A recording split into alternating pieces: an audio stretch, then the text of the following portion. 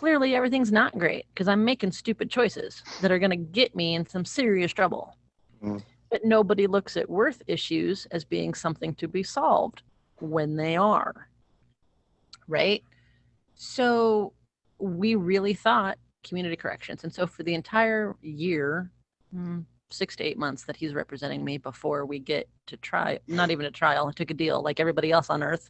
You take a deal because they scare the hell out of you with what could happen, right? How many people do we know, right, that are in on a deal that's not even the crime they actually committed? It happens, people. It happens every day. So I had planned for community corrections, right? Packing up my apartment, signing a power of attorney to give a friend access to my money and my stuff. Because I didn't have any family at this point. I'm not married, don't have kids, don't have family. Like, I don't have anybody else. And so we really thought community corrections. So that's what we prepared for.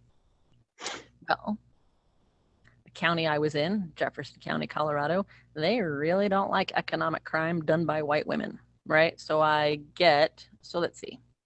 Case number 1 was roughly $300,000 from the doctor I worked for. Case number 2, sentenced on at the same time, was like $12,000. So for roughly $312,000, I received, and I think that ended up being like 6 or 8 different felonies, all money crime. The way they did it is money up to a certain amount of money, certain amount dollar amount was a certain level of felony. So my stuff is all F3s. Got an 8-year Department of Correction sentence. I remember I'd only ever spent one night in county jail. I had no idea what to expect. And remember that last douchebag, he had told me stories of what prison, because he had to do a 180-day turnaround at one point in our relationship. So, of course, I get all the horror stories of what a men's prison is like. And let's be real, prison is horrible for everybody, but men's prison and women's prison are 2 different animals.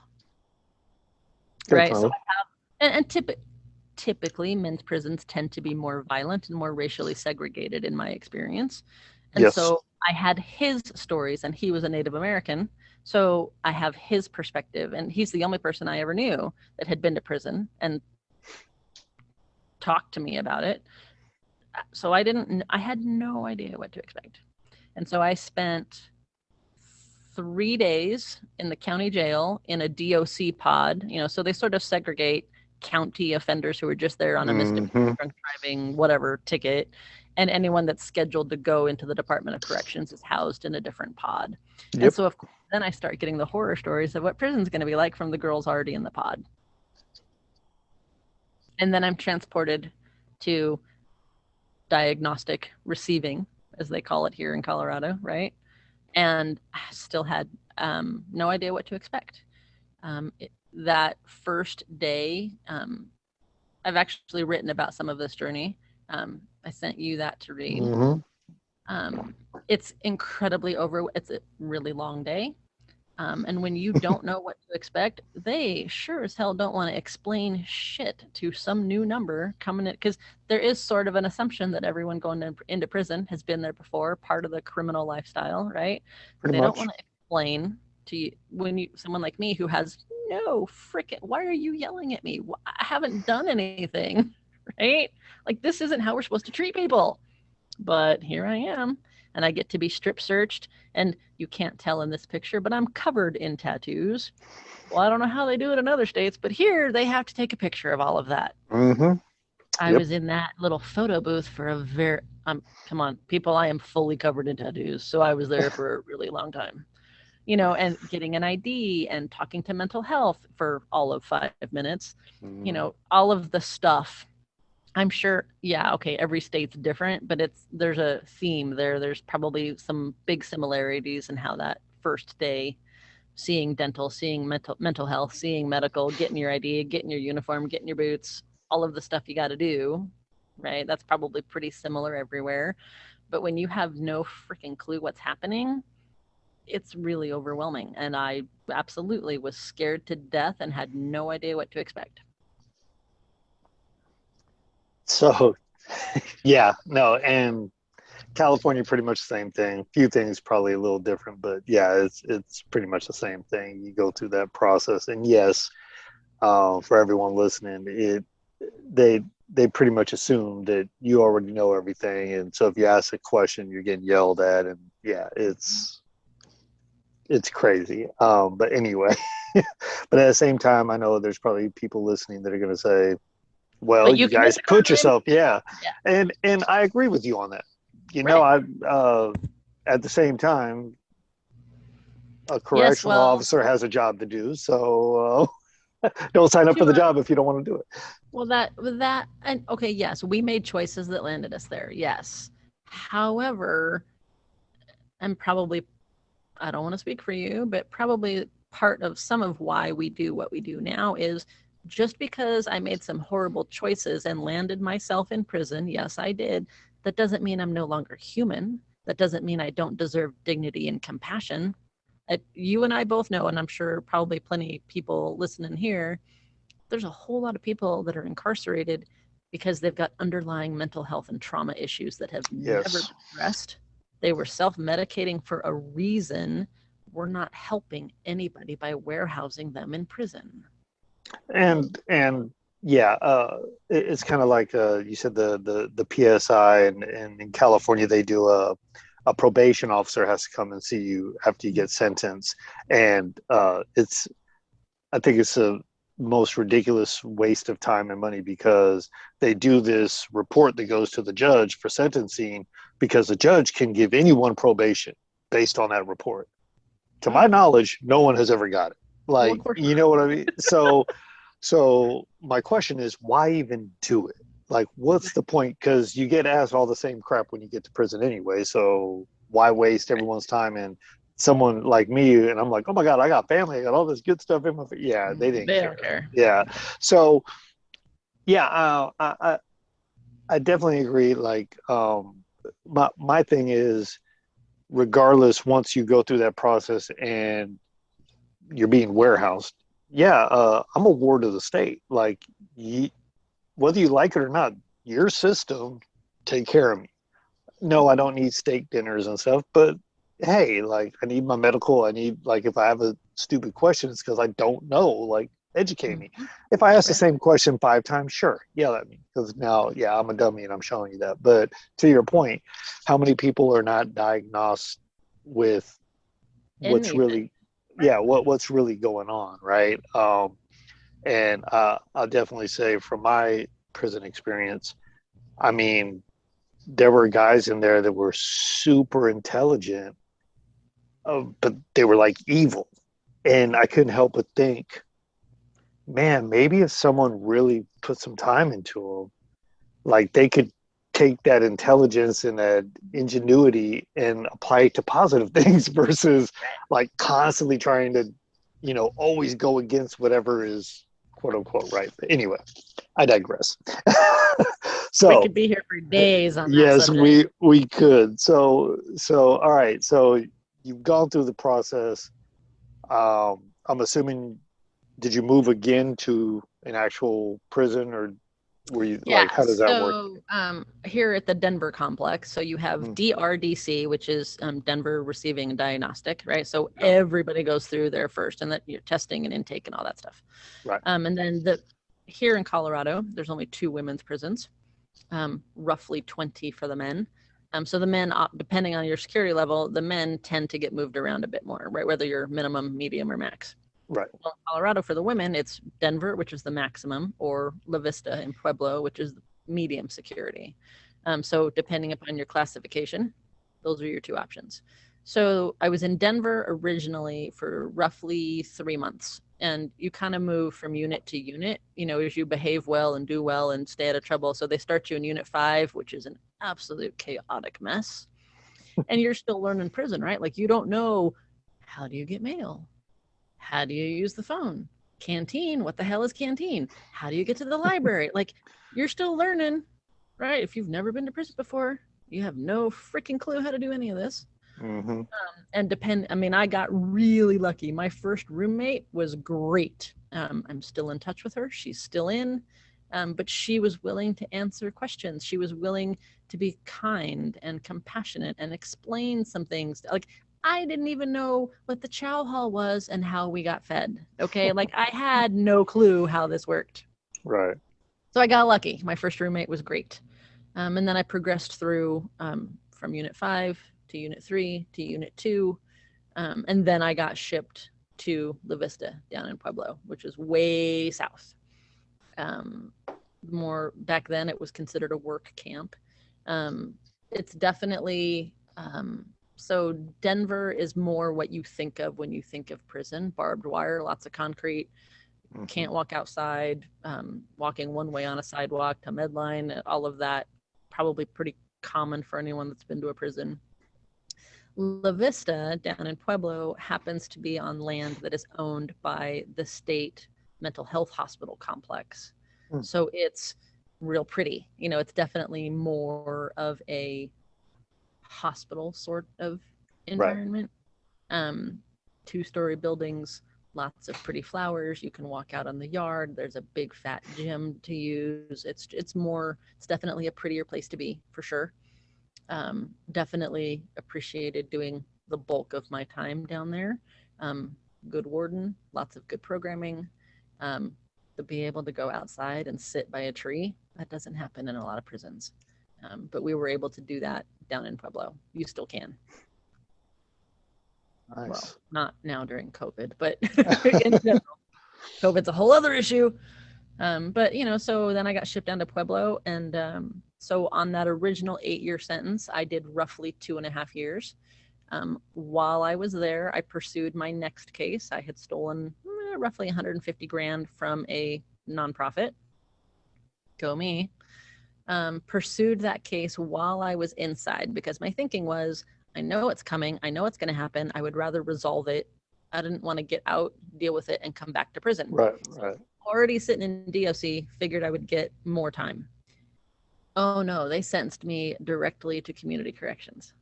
So I'm sitting in prison, yes, with a prison sentence followed by a consecutive community correction sentence.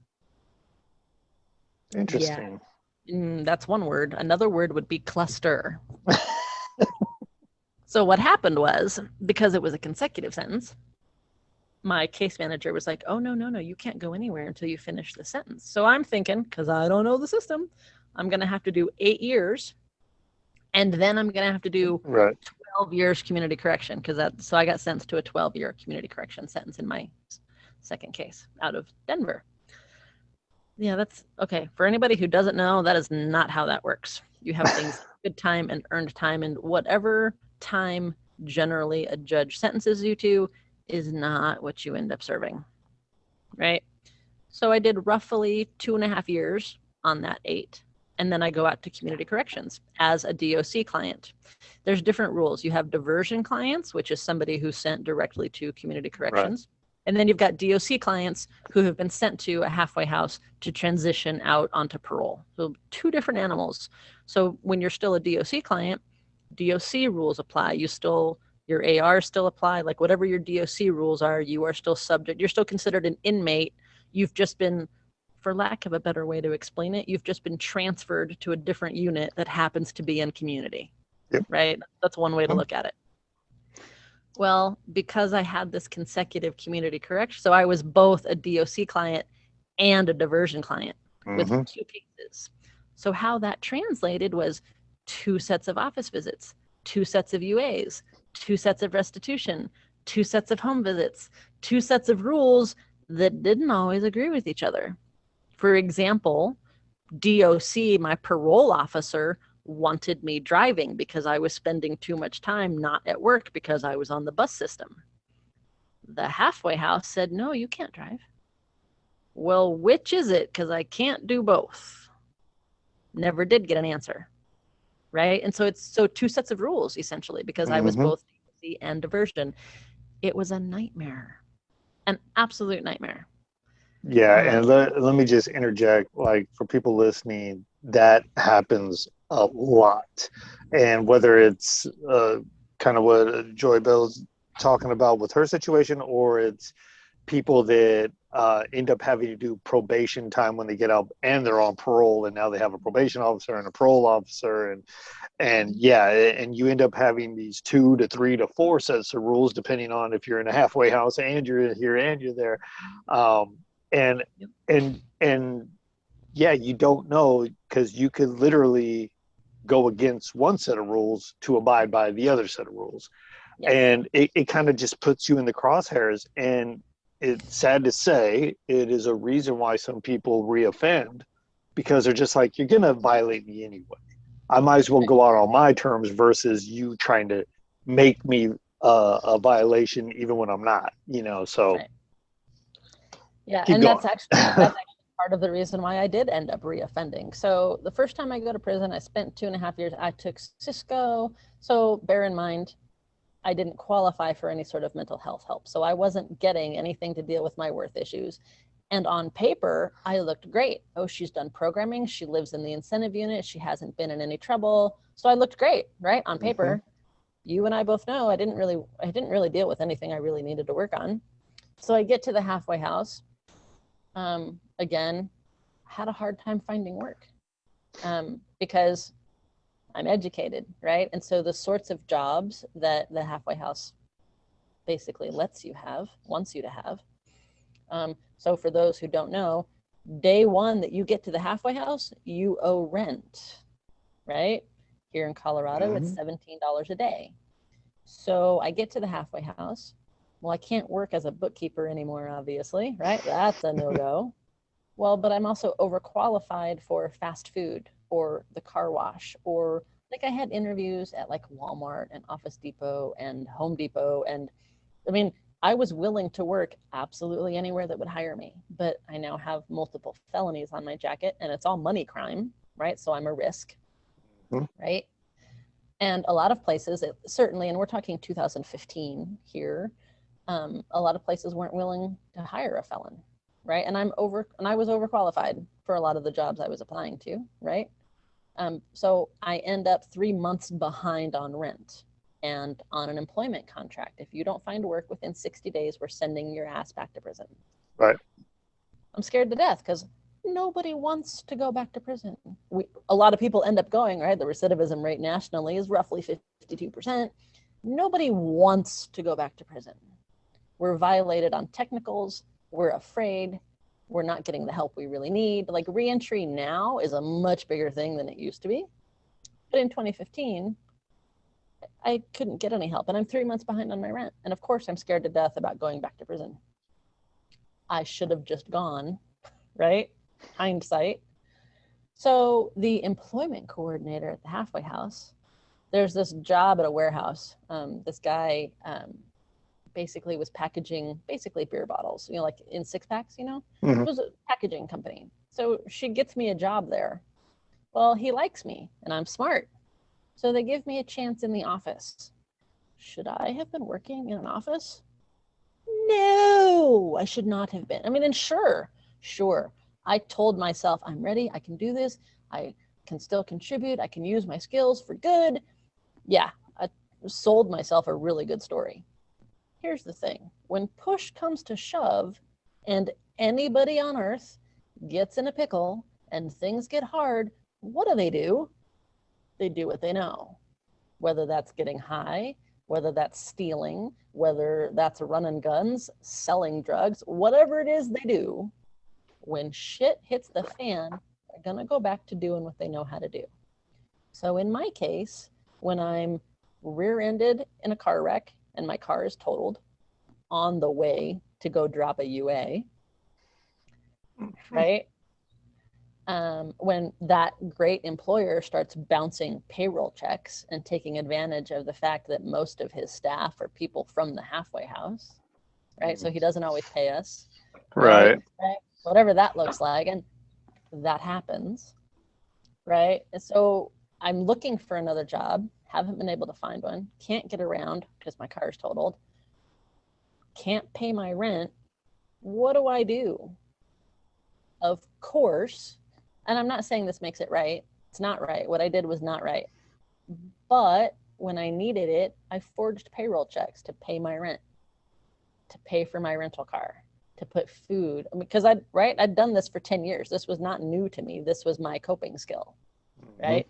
So I stole like a jerk, right? I looked to see what the levels of felony were for money. I ended up stealing $5,000 from this employer, which was the lowest level I could, right, for that lowest level felony.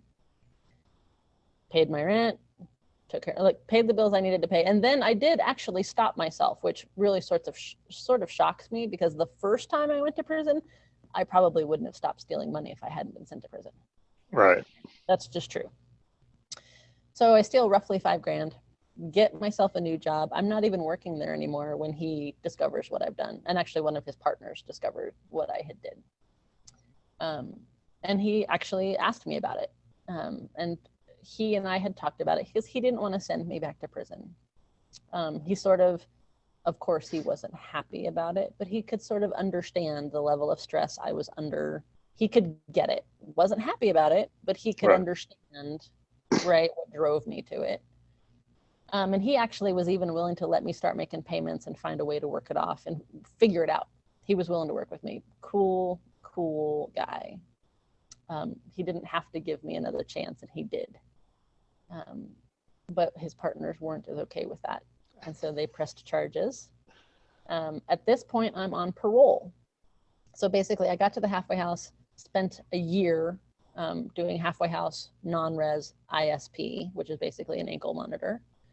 And then I went out on parole. So at the time I'm arrested, I'm on parole. Well, at the time I committed the crime, I was on ISP. So I was still an inmate. So I get to jail. I, of course, now have a write-up, right? A COPD is what they called them here, right? For violating my parole. Well, here's the thing. At my parole hearing then, they reinstated my parole because I wasn't on parole at the time I committed the felony. So I'm sitting in jail on new charges, still on parole. I can't even explain to you how that works because it really doesn't, but that was what that looked like. So I have new felony charges pending. I have a revocation. So what ends up happening is, remember that second case was a 12-year community corrections. So my first case is done and over with because I was on parole. So the 8 years has disappeared. I have a 12-year community correction sentence. That 12-year ComCore turns into 12 years Department of Corrections.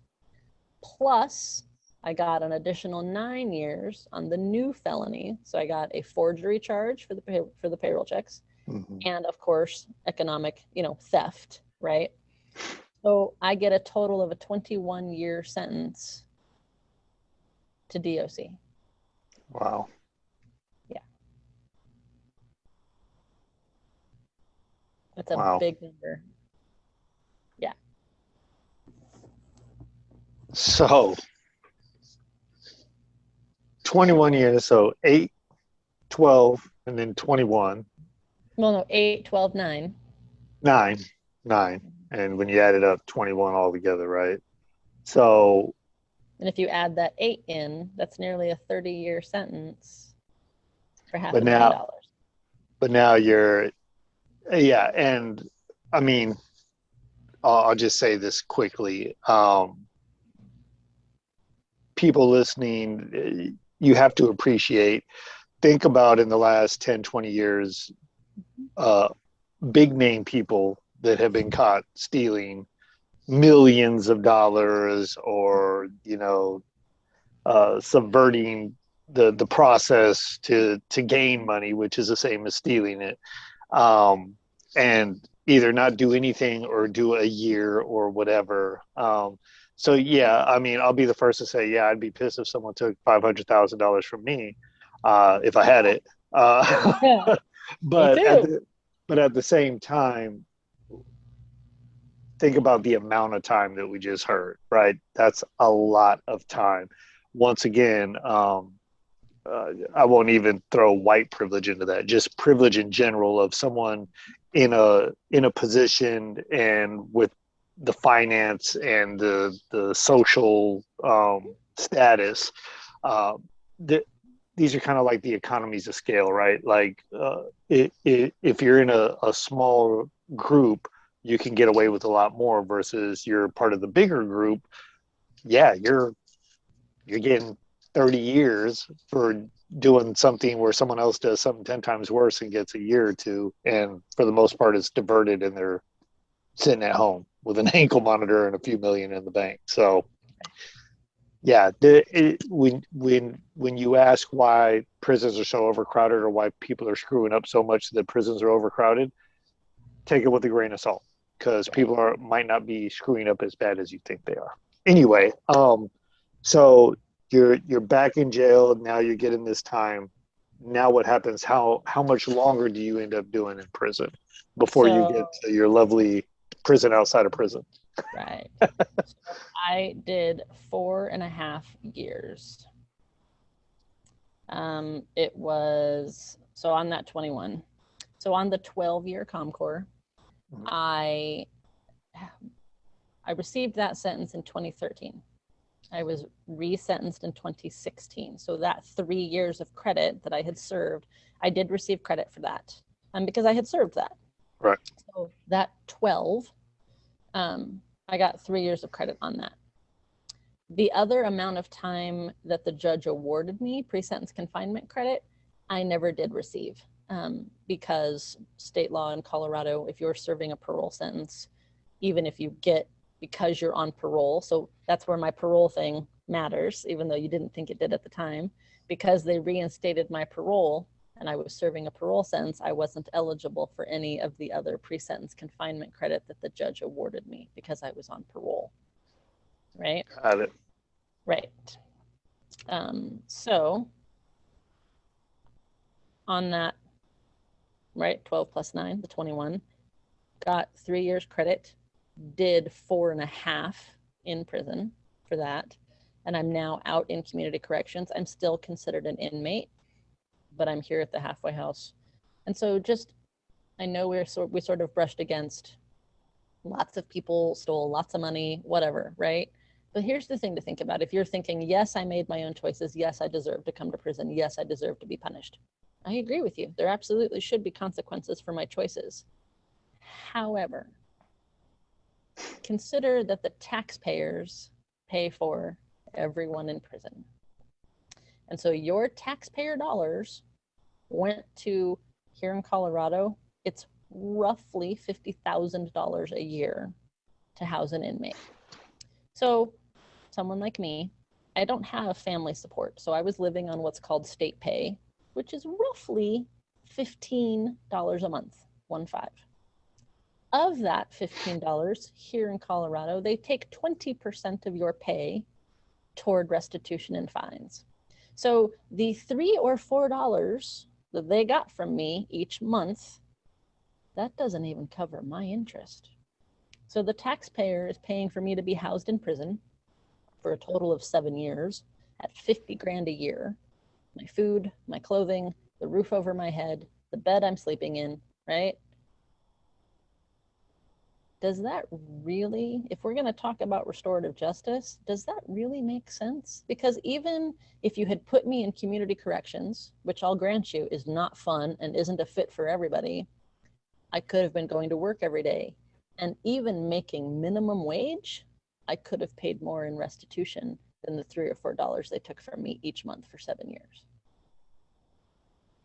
I'm not saying I don't deserve consequences. I'm not saying I didn't really make some horrible choices and deserve some consequences. I absolutely do. But does this really make sense? Yeah, and I'll keep my response short on that because I can go either way on that.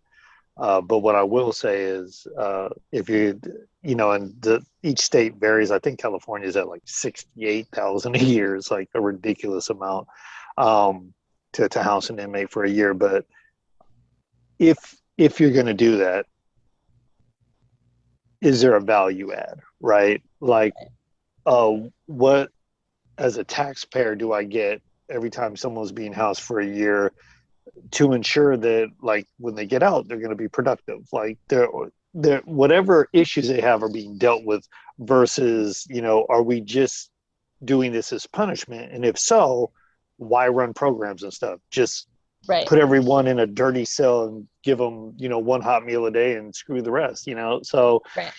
And then the sentences should be shorter if they're purely punishment, right? I mean, Right. when you think about it, because all you're going to do is create a bigger problem anyway. Right. I don't think people think about that whole process. They just go, oh man, if someone wronged me, I want them hurt. Mm-hmm. It doesn't work that way, and you just Right. end up hurting someone else later on. Well, and it's sort of like you just mentioned, like that drives a lot of that conversation around, well, what is the point of prison? Is it punishment? Is it rehabilitation? Is it redemption? Where does restorative justice fit? Like that's part of this whole national conversation, right? Of what Mhm. exactly is this supposed to be? Well, and when you look at other countries, I think it's Sweden, where it's kind of more like that whole outpatient outlook Mm-hmm. where they give people training, they actually have real jobs they go to, like, Right. so they're like already back in society before they even get out, right? And it's like here it became a money thing, like, Absolutely. in California, the CCPOA, the California Correctional Officers, their union is like bigger than Teamsters. It's like ridiculous, right?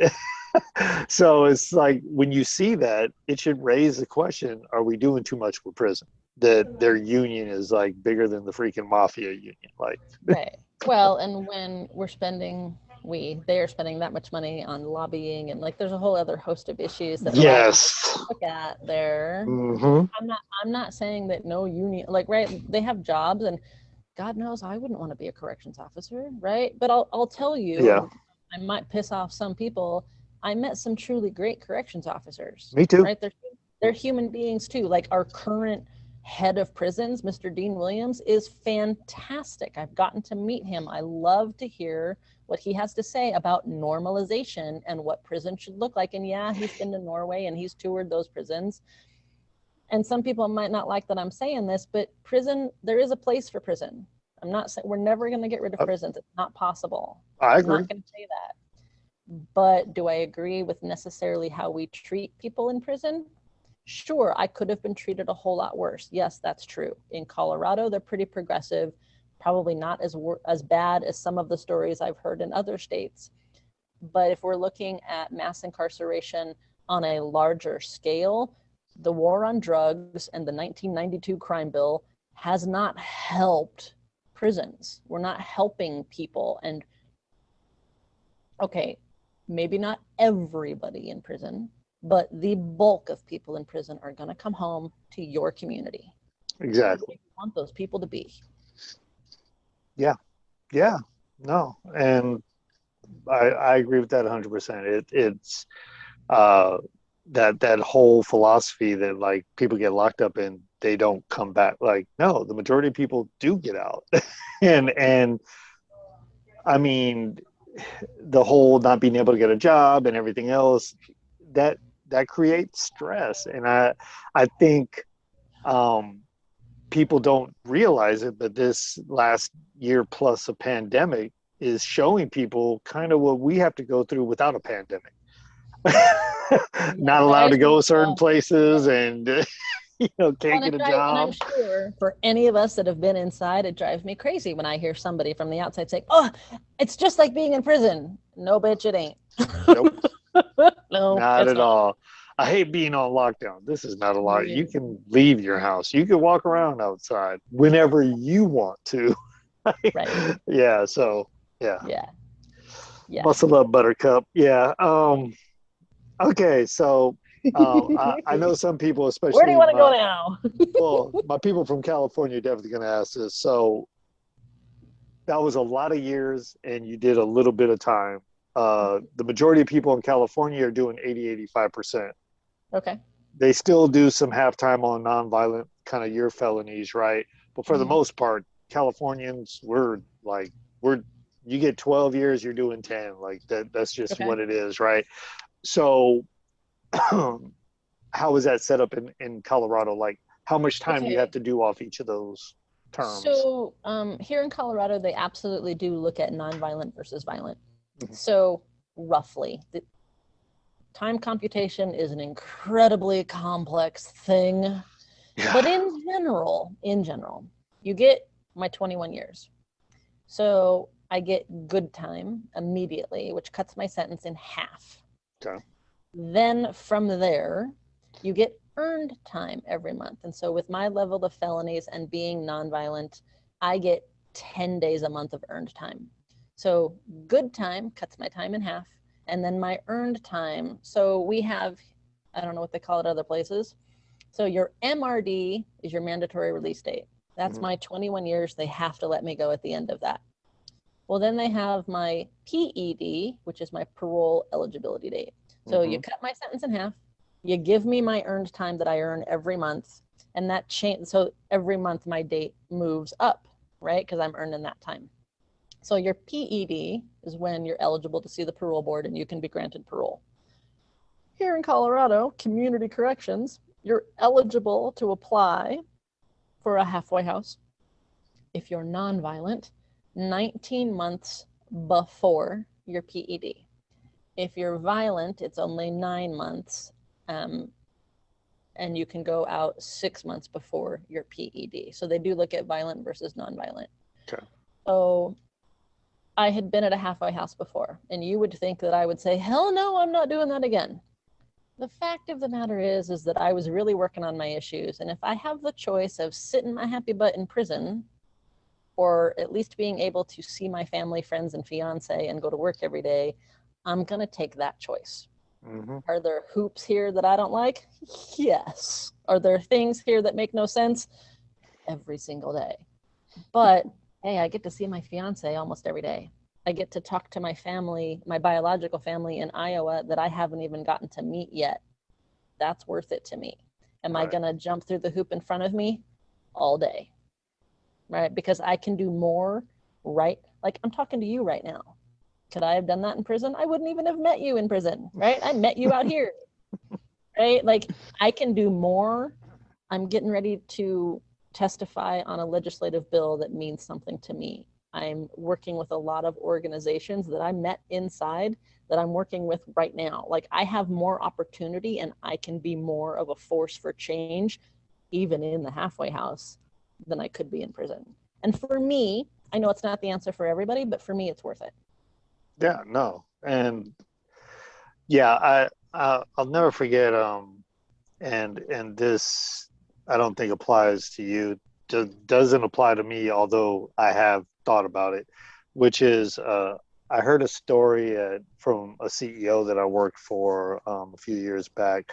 His father was a preacher that would go into prisons and preach and everything and go talk to guys. And one of the guys that ended up paroling, this was in Texas, actually came and worked for him, right? And so the CEO, who is the son, his father was CEO before him, but he's telling me, he's like, yeah, this guy was great. He was a hard worker, always stressed out, because of the things he had to do, the hoops he had to jump through and everything, right? And he would talk about how it was better in prison. And he was like, yeah, I couldn't get it. And, he's telling me this because he knows my background. And I'm like, well, I mean, I get that. I mean, I've even thought that sometimes when things are bad, right? And he goes, yeah, but, I asked him about it. And what he told me was, I was somebody in prison. Like people respected me because I was in there for so long. Anything I wanted, I could get. Even the guards respected me. He was like, no one respects me out here. I'm nobody. I'm nothing. I'm an ex-convict, like blah, blah. And even though he was doing well, he ended up doing something to get him back in prison. Right. I can see that. And he was like, what do you think of that story? And I said, I totally get it. Yep. I don't think I'll ever be that guy, but don't get me wrong. I wasn't like a shot caller or anything in prison, but I get it because I had cell phones and everything else. So, I mean, if you're talking comfort, yeah, I was very comfortable in prison. Like I was that guy, like people wanted to know me. I was like, so I do understand, even if it's just that people respect you because you're big and tough or whatever, I get why some people will go, this crap ain't worth it out here. Like, me too. I might not have a significant other in there. Well, maybe you do, but, but I can have everything else I need because I saw more drugs in prison probably than I ever saw out here. So, I mean, I mean, I get that, right? I get it. So But that's how institutionalization happens, right? Because we get comfortable exactly, there. I had exactly. a conversation with a girl here in the halfway house today. She's like, I'm not institutionalized. We all are. You can't help it. You have to actively retrain your brain when you come out of prison. You have You to, do, or you you're do. gonna go back.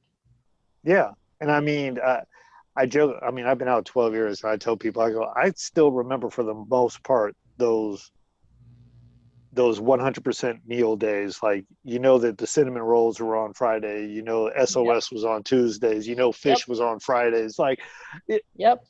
and I was like, it's been 12 years, but I was in 12 years, and that's just what I know. Like, Right. Right. this is the menu, you know? Reuben Day was Friday, right? Cinnamon Roll Day was Monday. Yes. Yeah, Yeah. you just get used to it. And yeah, it's like I actually liked pancakes, but because I was a cook for so long Not and I had anymore. to make pancakes for like thousands of people, yeah, I Yep. kind of have a thing like I'm always like, ooh, they have, oh, I don't want pancakes. I can't eat hard boiled eggs anymore because that's all you get in prison. Can't do it. Can't even look at one. Like it was Easter. No, I do not want to see a single damn hard boiled egg.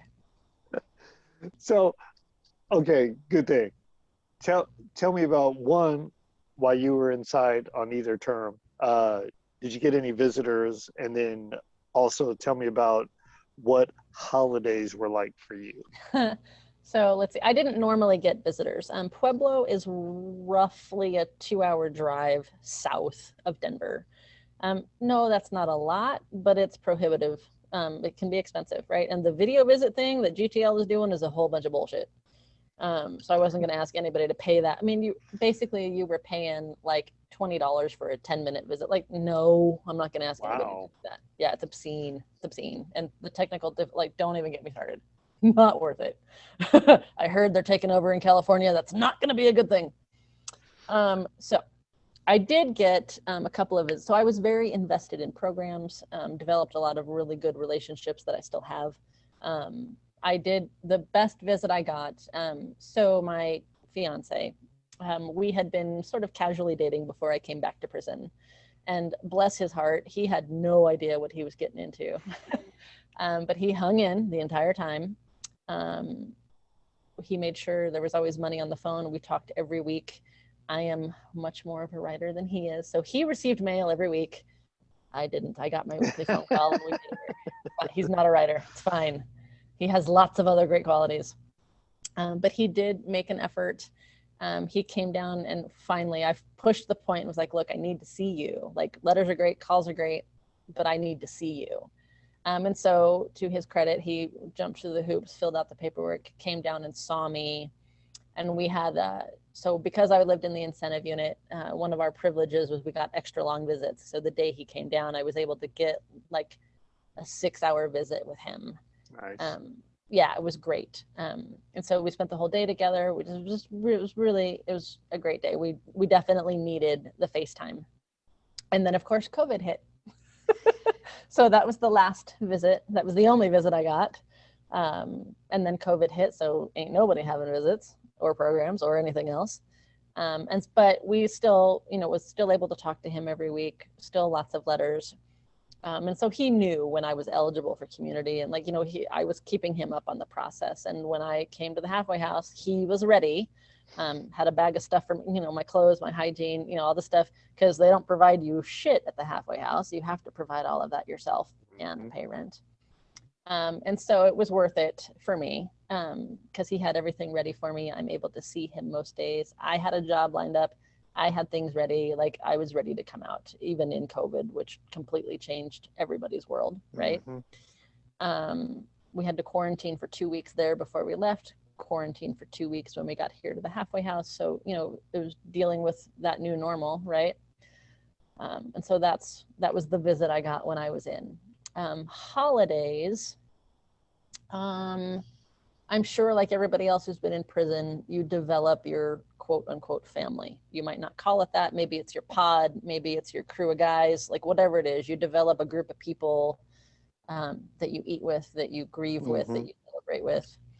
So during COVID, at least, we were all restricted to our day halls. So the way it worked at our facility is each facility was 2 stories, and then you had north and south. So in each building, you had 4 pods, and there were roughly 25 people per pod. So I was in the incentive unit. I lived in Upper South, Unit 1. Shout out to my girls. And so they were super good about, we did birthdays together. My good friend Claire Bear, who's been in for 25 years now, isn't expected to leave with her sentence unless she gets clemency.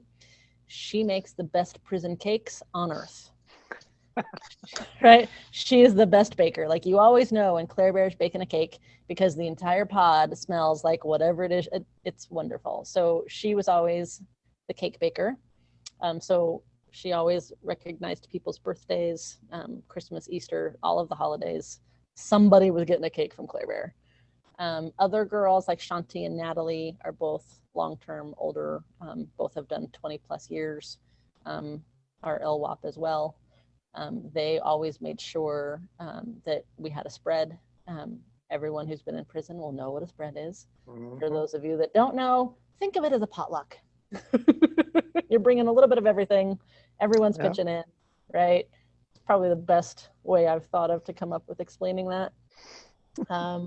Things like we would be making pozole in somebody's coffee pot or green chili in somebody's coffee pot. Somebody else would have a hot pot. We'd be making something else. Like, that's just how it works.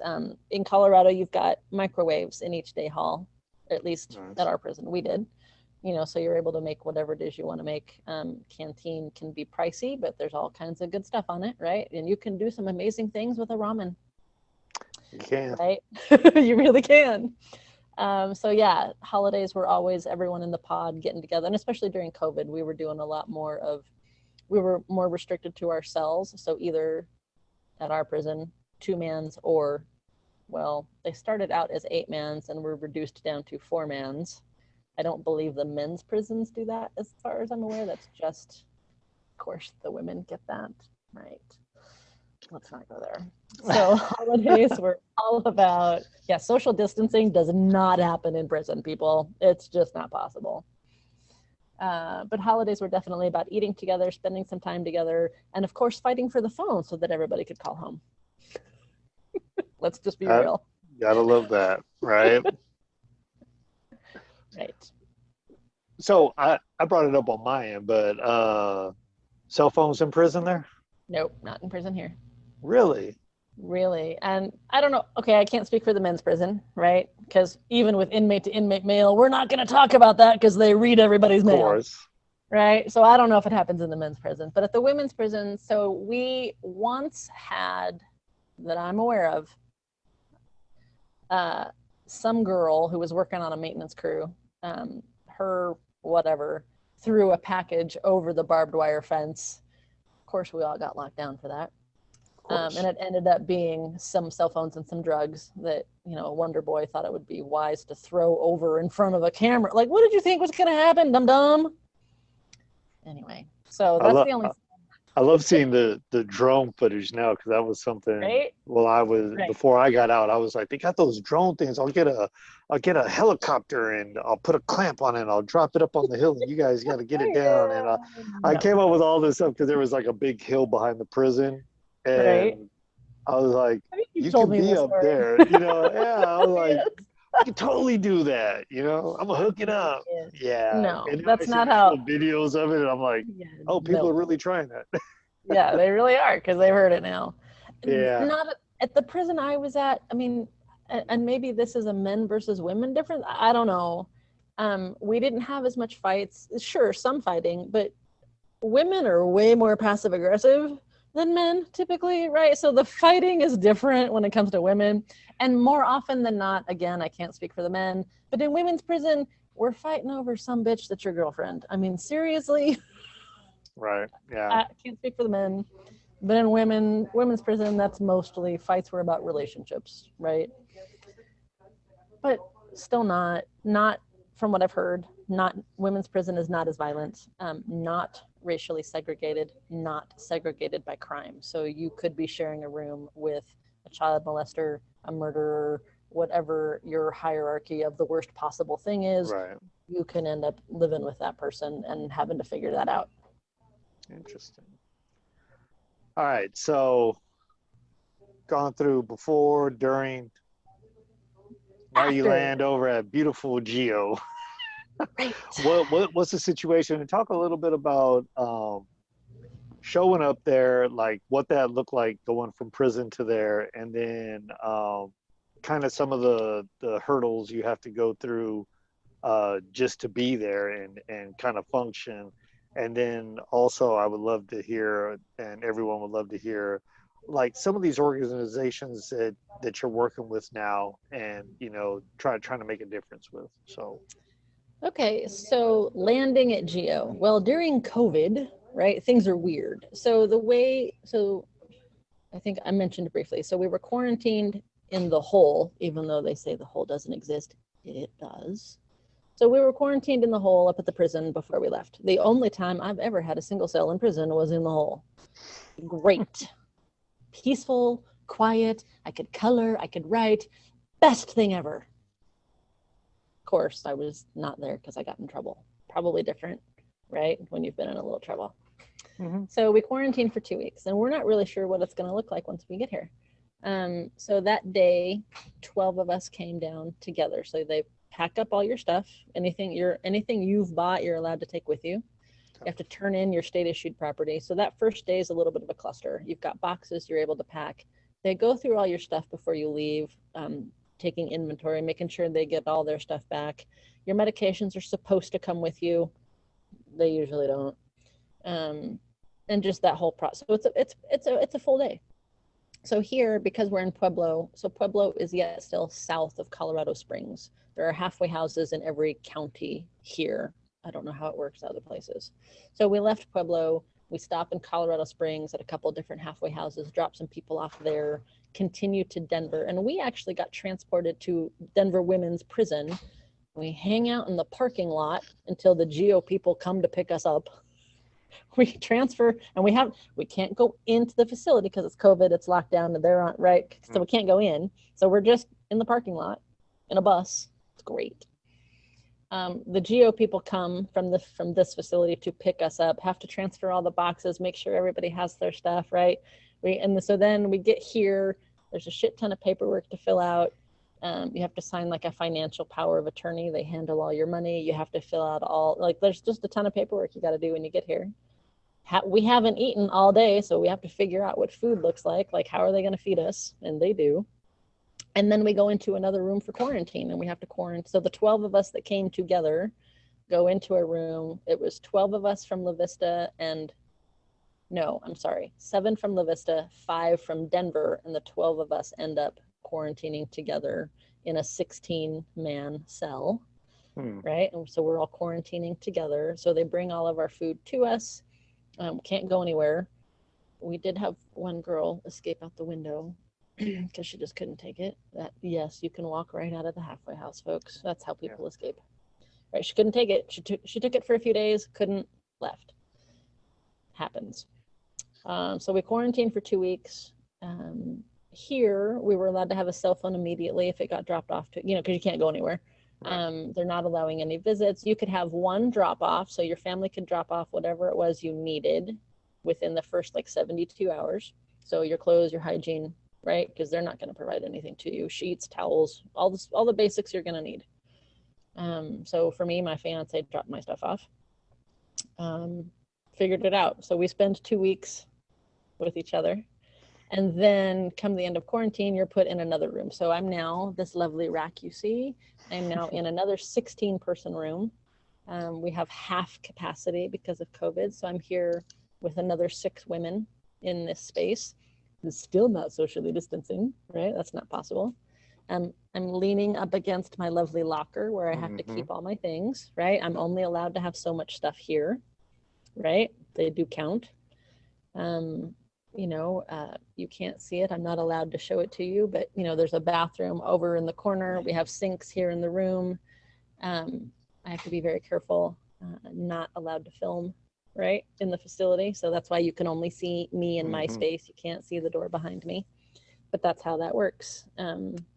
This director we have, I remember she was the director at my last halfway house. So I had written her a letter and asked to come here. I wanted the structure. I wanted the stability. Yeah, I've got somewhere I could go. But again, remember, if I have the opportunity to leave 18 months sooner, I'm taking that opportunity. And that meant writing a letter. She remembered me. Not sure if that's good or bad. Probably good. We'll get there later, but I tend to do a lot more. So I had a job waiting for me. I completed cosmetology while I was inside. Working in an office is probably not good for me. No more bookkeeping for me. So I'm cutting hair at a Great Clips. I had a woman, she completed her cosmetology inside as well, same facility. And anybody that want Great Clips, if you are a cosmetologist and you're out of prison, go talk to Great Clips. They will hire you, right? Great Clips is absolutely helping people come out of prison. Nice. So I had a job waiting, right? Started it as soon as I could. So I'm just going through it, doing every day best I can. The organizations that I got really lucky with. So here in Colorado, the University of Denver has a prison arts initiative. It's called DU-PI. They have a contract with DOC, and it's just like what it sounds like. They're bringing arts into the prisons, a newspaper, a podcast, dance classes, theater classes. They've actually put on theater productions. Here in Colorado, it's been rare that men and women mix. They don't do that here. They keep us very segregated. But DU-PI, the men at Sterling, they did One Flew Over a Cuckoo's Nest, took their production to DW and performed it for the women at DW. Huh. The women at DW did A Christmas Carol, took it to the Ritchie Center at DU for the public, were transported to do a theater. So Mr. Williams is really trying to be progressive, and he's really, nice. And the wardens at Sterling and DW happen to be the brothers Long. There's two Warden Longs. I've heard nothing but great things about them. They're really doing some good stuff, really trying to make things better. So shout out to them for doing that and for letting that happen with DU. So DU, they also have a prison newspaper called the Inside Report, and I was the first woman at La Vista to be published in the newspaper. I believe passionately in that. So I got really lucky. I was never a group leader for DU-PI. I just took every class that was offered at La Vista. Hey, so real quick, had to cut that off. That basically sums up Joybelle while she was incarcerated. Kind of didn't have the segue in there, so I'm throwing this quick edit. But needless to say, part 3, we'll be talking about post-incarceration after she's been released, what she's been doing. And mind you, there's been so much more. I took forever getting this edited, so my apologies. Catch you on the next one.